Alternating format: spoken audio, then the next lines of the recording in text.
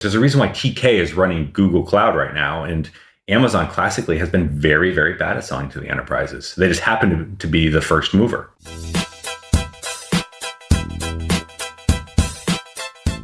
Welcome to Screaming in the Cloud. I'm Corey Quinn. I'm joined this week by Jason Warner, the Chief Technology Officer at GitHub, although he pronounces it differently. Jason, welcome to the show. Thanks, Corey. Good to be here. This episode is sponsored in part by my day job, the Duckbill Group. Do you have a horrifying AWS bill? That can mean a lot of things. Predicting what it's going to be, determining what it should be, negotiating your next long-term contract with AWS, or just figuring out why it increasingly resembles a phone number, but nobody seems to quite know why that is. To learn more, visit duckbillgroup.com. Remember, you can't duck the duckbill bill. And my CEO informs me that is absolutely not our slogan. So GitHub, as you insist on pronouncing it, is one of those companies that's been around for a long time. In fact, I went to a training conducted by one of your early folks, Scott Shakon, who taught how Git works over the course of a couple of days. And I left more confused than I did when I entered. It's like, oh, this is super awful. Good thing I'll never need to know this because I'm not really a developer. And I'm still not really a developer, and I still don't really know how Git works, but here we are. And it's now over a decade later. You folks have been acquired by Microsoft, and you are sort of the one-stop shop from the de facto perspective of, I'm going to go share some code with people on the internet. I'll use GitHub to do it because, copying and pasting and emailing Microsoft Word documents around isn't ideal. That is right. And I think that a bunch of things that you mentioned there played into, GitHub's early and sustained success. But my God, can you remember the old days when people had to email tar files around or drop them in weird spots? What the hell do you mean by old days? It still blows my mind that the Linux kernel is managed by, they use Git, obviously. Linus Torvalds did write Git once upon a time, and it has the user interface you would expect for that. And the way that they collaborate is not through GitHub or anything like that. No, they use Git to generate patches, which they then email to the mailing list, which sounds like I'm making it up. Like, oh, well, yeah, tell another one. What if maybe involve a fax machine this time? But no, that is actually what they do. It blew my mind when I saw that too, by the way. And you realize too that workflows are workflows and people will build interesting workflows to solve their use case. Now, obviously, anyone that you would be talking to in 2021, and if you walked in and said, yeah, install Git, let's set up an email server and start mailing patches to each other, and we're going to do it this way, they would just kind of politely, or maybe impolitely, shuttle you out of the room, and rightfully so. But it works for one of the most important software projects in history, Linux. Yeah, and it works almost in spite of itself to some extent. You've come a long way as a company because initially it was, there's this amazing decentralized version control system. How do we make it better? I know, we're going to take off the decentralized part of it and give a central point that everything can go through. And collaboratively, it works well. But I think that viewing GitHub as a system that is used to sell free Git repositories to people is rather dramatically missing the point. It feels like it's grown significantly beyond just code repository hosting. Tell me more about that. Absolutely. I remember talking to a bunch of folks right around when I was joining GitHub, and there was still talk about GitHub as GitHub for lawyers or GitHub for doctors, or what could you do in a different way, and social coding as an aspect, and maybe turning it into a social network or the resume, and all of those things are true to a percentage standpoint, but what GitHub should be in the world is the world's most important software development platform, end-to-end software development platform. We obviously have grown it a bunch since me joining in that way, which we launched dependency management, packages, actions with built-in CI. We've got some deployment mechanisms. We got advanced security underneath it. We've got Codespaces in beta and alpha on top of it now. But if you think about GitHub as join and share and see other people's code, that's evolution one. If you see it as world's largest, maybe most developed software development platform, that's evolution two. And in my mind, its natural place in where it should be, given what it has done already in the world, is become the world's most important software company. And I don't mean the most profitable, I just mean the most important. I would agree. I had a blog post that went up somewhat recently about the future of cloud being Microsoft's to lose. And it's not because Azure is the best cloud platform out there, with respect. And I don't need you to argue the point. It is very clearly not. It is not like other clouds, but I can see a path to where it could become far better than it is.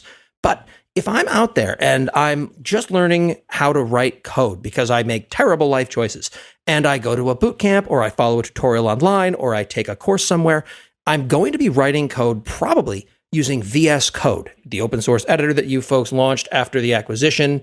And it was pretty clear that Atom wasn't quite where the world was going. Great. Then I'm going to host it on GitHub, which is a natural evolution. Then you take a look at things like GitHub Actions that build in CI/CD pipelines natively. All that's missing is a deploy to Azure button that is the next logical step, and you're mostly there for an awful lot of use cases. But you can't add that button until Azure itself gets better. Done right, this has the potential to leave effectively every other cloud provider in the dust because no one can touch this. 100%. I mean, the obvious thing that any of the clouds should be looking at with us, or should have been before the acquisition looking at us, was, oh no, they could jump over us. They could stop our funnel. And I used internal metrics when I was talking to them about partnership that led to the sale, which was I showed them more about their running business than they knew about themselves. I can tell them where they were stack ranked against each other based upon the ingress and egress of all the data on GitHub, and various reactions to that in those meetings was pretty astounding. And just with that data alone, it should tell you what GitHub would be capable of and what Azure would be capable of in the combination of those two things. And you did mention the deploy to Azure button. This has been a topic, obviously pre and post acquisition, which is when is that coming? And it was the one hard rule I set during the acquisition was there will be no deploy to Azure button. Azure has to earn the right to get things deployed to it, in my opinion. And I think that goes to what you're saying is if we put a deploy to Azure button on top of this and Azure's not ready for that or is going to fail, ultimately that looks bad for all of us. But if it earned the right and it gets better and it becomes one of those, then people will choose it. And that is, to me, what we're after. You have to choose the moment because if you do it too soon, you'll set the entire initiative back 5 years. Do it too late and you get leapfrogged. There's a golden window somewhere and finding it is going to be hard. And I think it's pretty clear that the other hyperscalers in this space are learning or have learned that the next 10 years of cloud or 15 years of cloud or whatever they want to call it, and the new customers that are going to come are not the same as the customers that have built the first half of the business.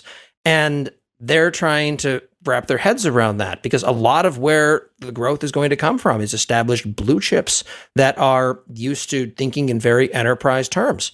And people think I'm making fun of them when I say this, but Microsoft has 40 years experience apologizing to enterprises for computer failures.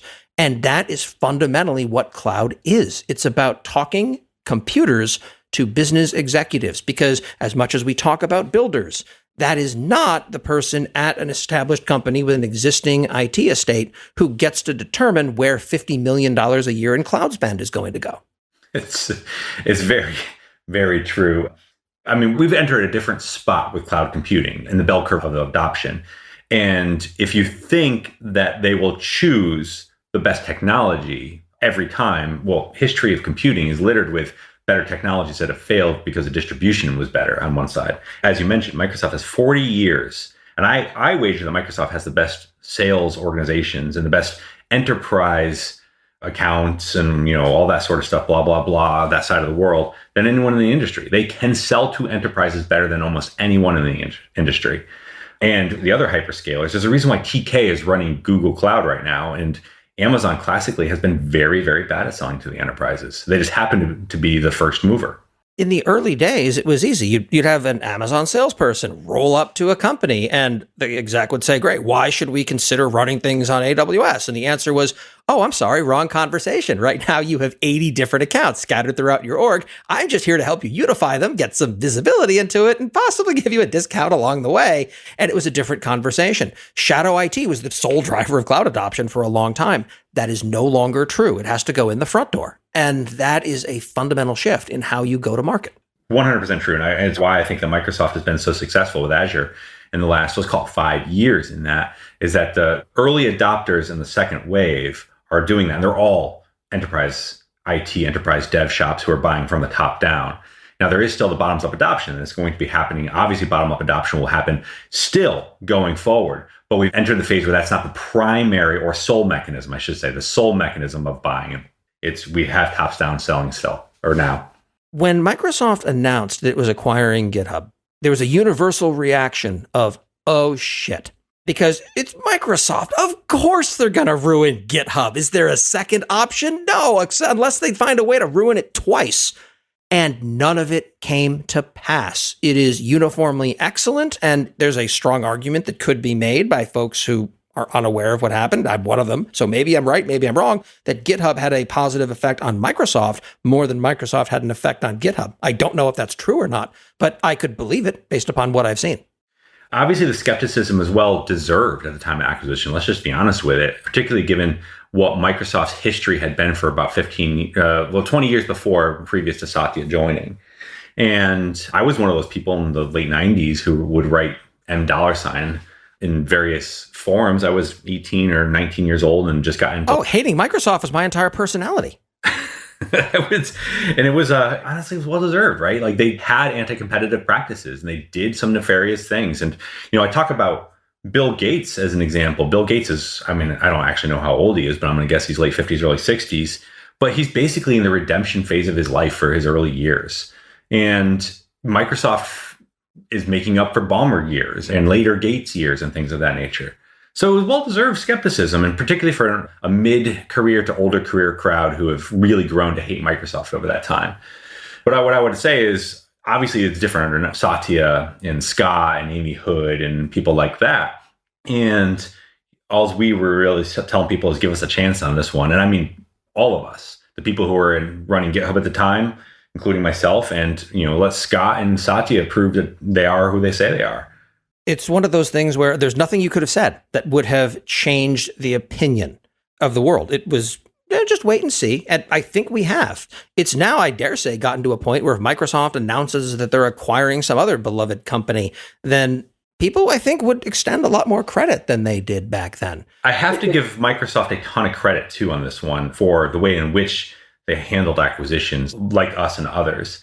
And the reason why I think it's been so successful is also the reason why I think so many others die post-acquisition, which is that Microsoft is basically, I'll say this and I know I won't get fired because it feels like it's true. Microsoft is essentially a PE holding company at this point. It has acquired a whole bunch of companies and it lets them run independent. We got LinkedIn, you got Minecraft, Xbox is its own division, but it's effectively its own company inside of it. Azure is run that way. GitHub's got a CEO still. I call it the archipelago model. It's Microsoft's a landmass underneath the water that binds them all in finance and HR and a couple of other things.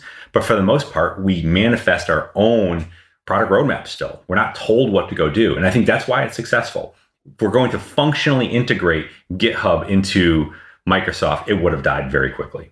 You clearly don't mix the streams. I mean, your gaming division writes a lot of interesting games and a lot of interesting gaming platforms. And like one of the most popularly played puzzle games in the world is a Microsoft property. And that is, of course, logging into a Microsoft account correctly.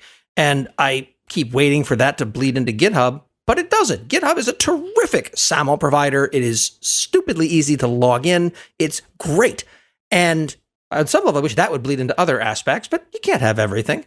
Tell me what it's like to go through an acquisition from a C-level position. Because having been through an acquisition before, the process looks a lot like a surprise all hands meeting one day after the markets close and listen up, idiots. And there we go. I have to imagine with someone in your position, it's a slightly different experience.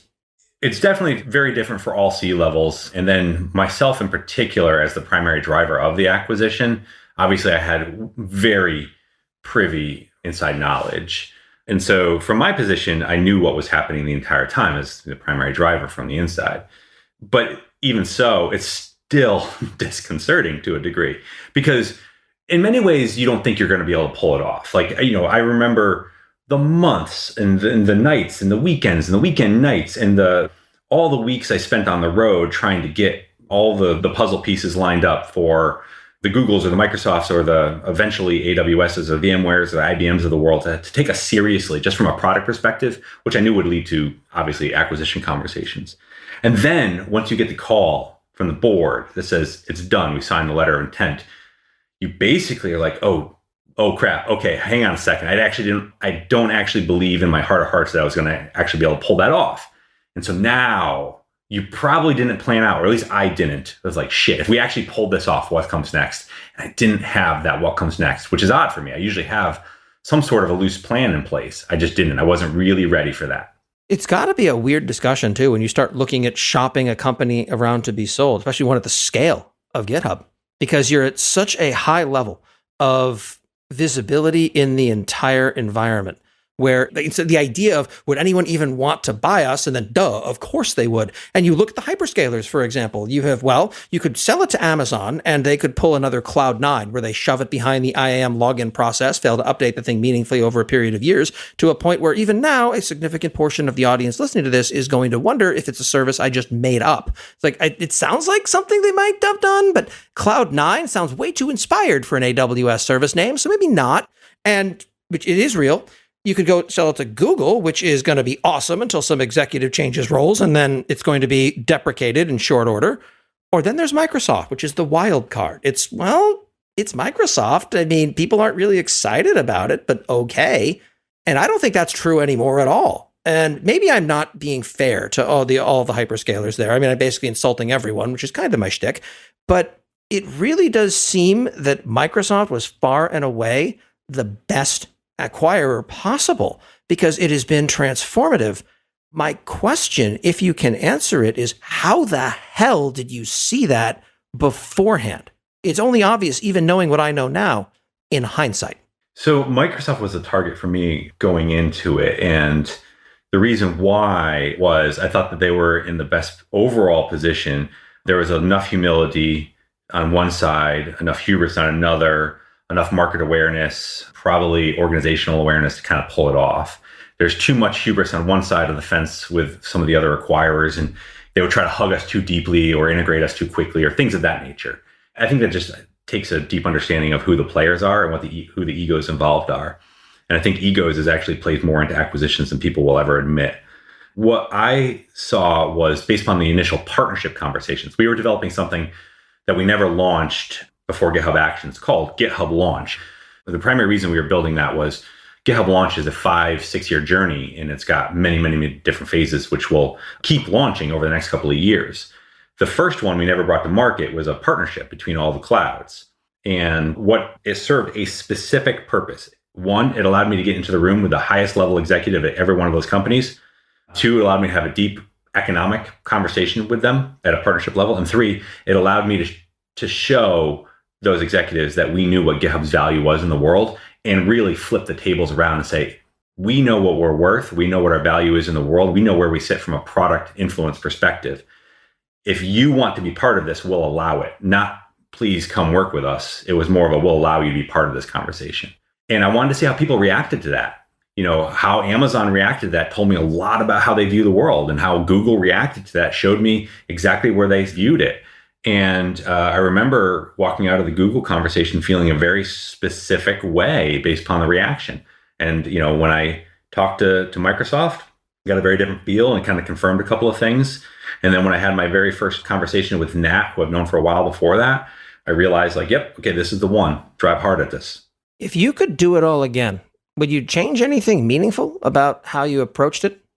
You know, I think I got very lucky doing a couple of things. There was very intentional aspects of, you know, I tried to serendipitously show up where Diane Green was at one point, or serendipitously show up where Satya or Scott Guthrie was. And obviously that was all intentional, but I never sold a company like this before. The partnership and the product that we were building was obviously very intentional. I think if I were to go through the sale again, I would probably have tried to orchestrate at least one more year independent. And it's not for no other reason alone than what we were building was very special, and the world sees it now. But I wish that the people who built it inside GitHub got full credit for it. And I think that part of that credit gets diffused to saying Microsoft fixed GitHub. And I want the people inside GitHub to have gotten a lot more of that credit. Microsoft obviously made us much better, but that was not specific to Microsoft because we're independent. It was bringing Nat in and helping us that got a lot of that stuff done. Nat did a great job at those things, but a lot of that was already in play with some incredible engineers, product people, in particular a sales team and finance team inside of GitHub already. When you take a look across the landscape of the fact that GitHub has become, for a certain subset of relatively sad types, of which I'm definitely one, a household name. What do you think the biggest misconception about the company is? I still think the biggest misconception of us is that we're a code host. Every time I talk to the Red Monk folks, they get what we're building and what we're trying to be in the world, but people still think of us as SourceForge++ in many ways. And obviously that may have been our past, but that's definitely not where we are now, and for certain, obviously not our future. So I think that's one. I do think that people still, to this day, think of GitLab as one of our main competitors, and I never have ever saw GitLab as a competitor. I think it just has an unfortunate naming convention, as well as PRs and MRs and Git and all that sort of stuff. But we take very different views of the world and how we're approaching things. And then maybe the last thing would be that what we're doing at the scale that we're doing it as is kind of easy. And I think that when you're serving almost every developer in the world at this point, at the scale at which we're doing it, we've got some scale issues that people just probably will never thankfully encounter for themselves. Well, everyone on Hacker News believes that they will as soon as they put up their Hello World blog. So Kubernetes is the only way to do anything now, so I'm told. It's quite interesting because I think that everything breaks at scale. As we all know about from the hyperclouds, as we've learned, things are breaking every day. And I think that when you get advice, either operational, technical, or managerial advice from people who are running 10-person, 50-person companies, or X size sophisticated systems, it doesn't apply. But for whatever reason, I don't know why, but people feel inclined to give that feedback to engineers at GitHub directly, saying, if you just, and in many ways, you're just like, well, I think that we'll have that conversation at some point, but we got 100+ million repos and 65 million developers using us on a daily basis. It's a very different world. Here at the Duckbill Group, one of the things we do with, my day job is we help negotiate AWS contracts. We just recently crossed $5 billion of contract value negotiated. It solves for fun problems, such as how do you know that your contract that you have with AWS is the best deal you can get? How do you know you're not leaving money on the table? How do you know that you're not doing what I do on this podcast and on Twitter constantly and sticking your foot in your mouth? To learn more, come chat at duckbillgroup.com. Optionally, I will also do podcast voice when we talk about it. Again, that's duckbillgroup.com. One of the things that I really appreciate personally, because, when you see something a company does, it's nice to just thank people from time to time. So I'm inviting the entire company on the podcast one by one at some point to wind up thanking them all individually for it. But Codespaces is one of those things that I think is transformative for me.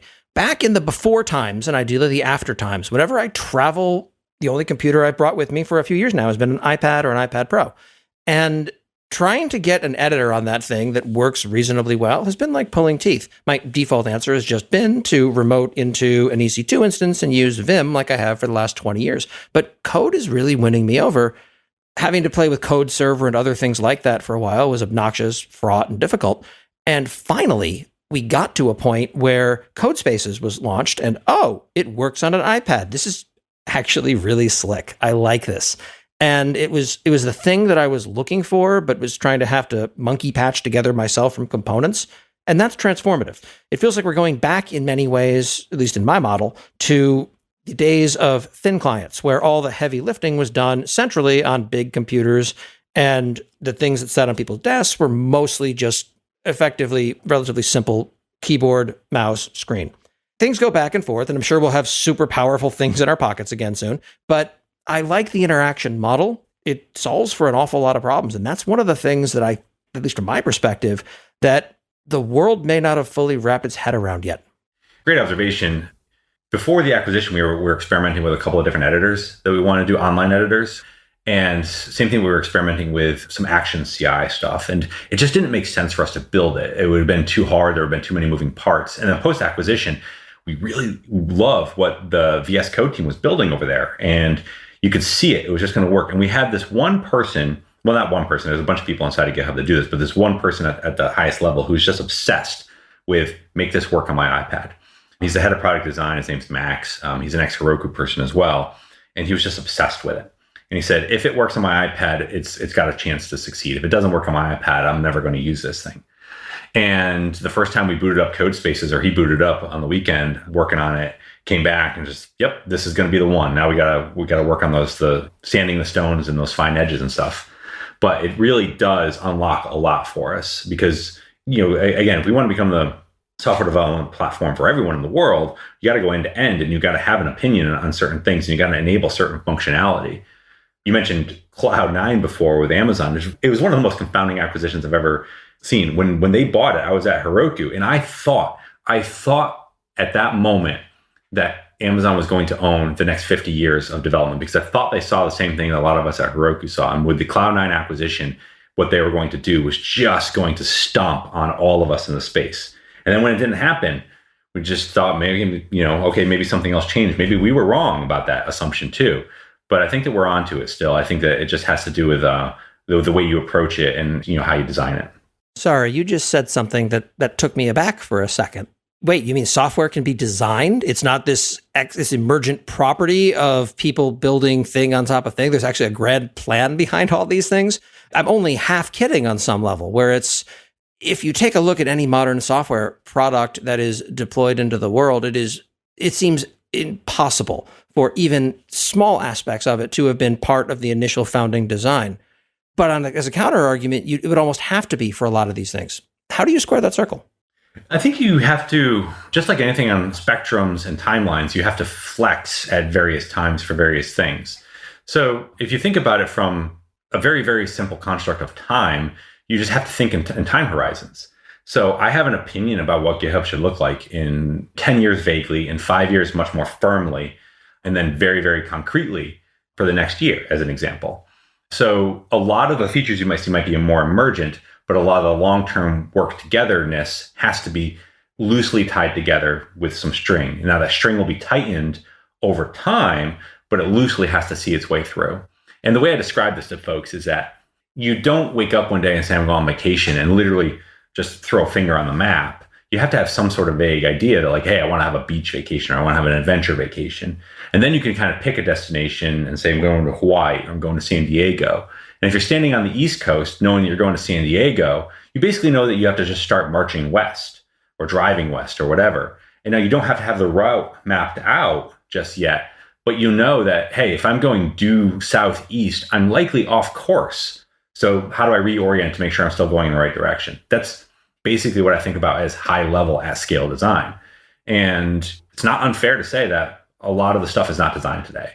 Amazon is very famous for not designing anything. They design a singular service, but there's no cohesiveness to what Amazon, or AWS specifically, I should say in this case, has put out there.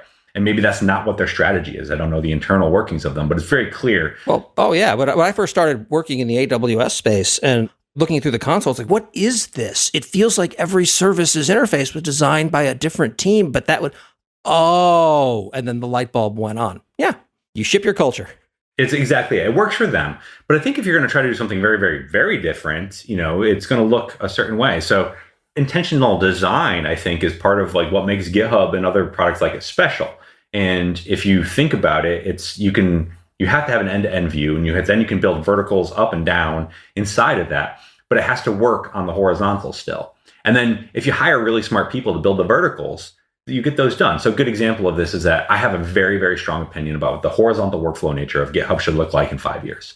I have a very loose opinion about what the matrix build system of actions looks like, because we have very, very smart people who are working on that specific problem, so long as that it maps back and snaps into the horizontal workflows. And that's how it can work together. So when you look at someone who is, I don't know, the CTO of a wildly renowned company that is basically still catering primarily to developers/engineers, but let's be honest, geeks, it's natural to think that, they must be the alpha geek. That doesn't really apply to you from everything I've been able to uncover. Am I just not digging deeply enough, or are you, in fact, a terrible nerd? I'm a terrible nerd. I am a very terrible nerd.